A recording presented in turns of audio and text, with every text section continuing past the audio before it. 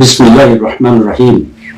বিশিষ্ট ইউটিউবার জনাব ইলিয়াস হোসেন বিদেশ থেকে ইউটিউবের মাধ্যমে এই জাতির বিভিন্ন ক্রান্তিকালে উল্লেখযোগ্য ভূমিকা পালন করেছেন, সেজন্য আমি তাকে ধন্যবাদ জানাই।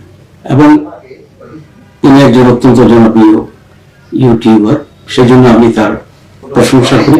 কিন্তু দুঃখজনক বিষয় হচ্ছে, উনি গত কয়েকদিনে দুইবার আমার নাম উল্লেখ করে কিছু তথ্য অধ্যায় বার্ষিকী ইউটিউবের মাধ্যমে জানিয়েছেন, যেগুলোর সাথে আমার দূরতম কোনো সম্পর্ক নেই। তিনি বলেছেন প্রথমবার যে ভারতের সাথে আমি বিশেষ সম্পর্ক রাখি, এবং দ্বিতীয়বার একেবারেই আমাকে রয়্যাল এজেন্ট উল্লেখ করে বক্তব্য রেখেছেন। এবং ওনার বক্তব্যে উনি বলেছেন যে উনি শুনেছেন এবং কেউ ওনাকে এই বিষয়টি বলেছে। ওনার মতো একটা গুরুত্বপূর্ণ ব্যক্তি, তার যেখানে মিলিয়ন্স অফ পিপল তার দর্শক আছে, শ্রোতা আছে, সেখানে কোনো বক্তব্য দেওয়ার আগে ওনার বিষয়টি যাচাই বাছাই করার দরকার ছিল বলে আমি বিশ্বাস করি।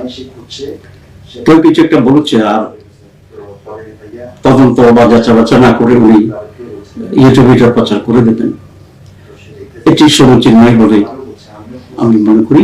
এবং এতে করে সত্যের অপলাপ হইতে পারে।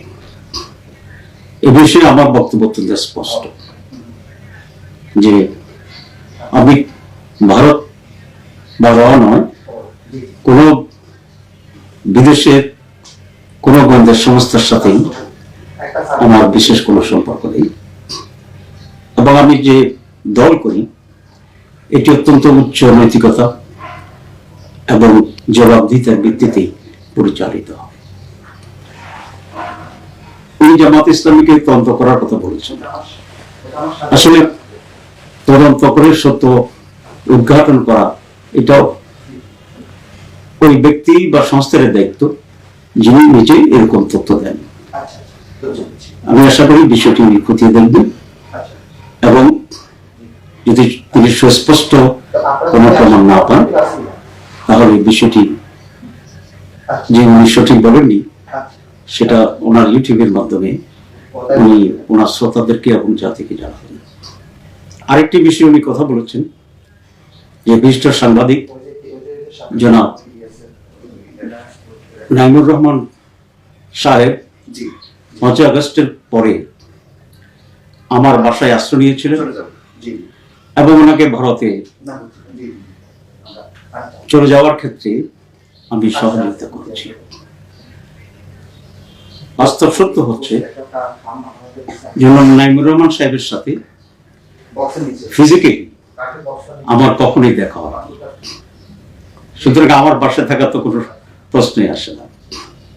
আর তিনি যে ভারতে পালিয়ে গেছেন সেই তথ্যটিও আমি প্রথম জানতে পেরেছি জনাব ইলিয়াস হোসেনের বক্তব্যের মাধ্যমে।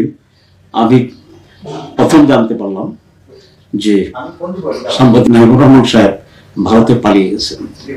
সুতরাং এখানে ওটাকে ভারতে পালিয়ে যাওয়ার আমি সহায়তা করেছি বলে উনি যে বক্তব্য রেখেছেন, সেটি একেবারেই একটি ভুল কথা, ভুল তথ্যের মাধ্যমে করেছেন এবং এটা সত্যের অপলাপ হয়েছে।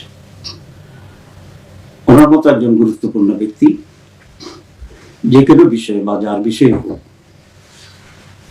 যখন কোনো কমেন্ট করবেন বা জাতিকে তথ্য দেবেন, এটাই নৈতিকতার দাবি যে তিনি বিষয়টি যাচাই বাছাই করবেন এবং সুস্পষ্ট প্রমাণ তথ্যের ভিত্তিতে সেটি বলবেন।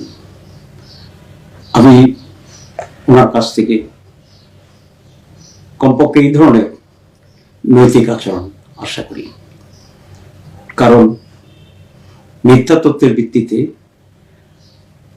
যদি সংবাদ পরিবেশিত হয় এটা মানুষকে বিভ্রান্ত করতে পারে এবং এটা কোনোভাবেই এই দেশের ভারতবর্ষের মানুষের জন্য কল্যাণকর হতে পারে না।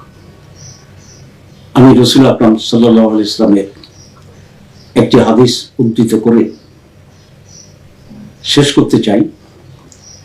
রাসূল আকরাম সাল্লাল্লাহু আলাইহি ওয়াসাল্লাম বলেছেন, মিথ্যা বলার জন্য এটি যথেষ্ট যে কোনো ব্যক্তি কিছু একটা শুনল,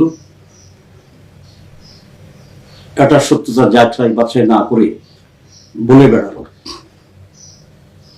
আমি ইলিয়াস হোসেন সাহেবকে আবার ধন্যবাদ জানিয়ে আমার বক্তব্য শেষ করছি। আল্লাহ।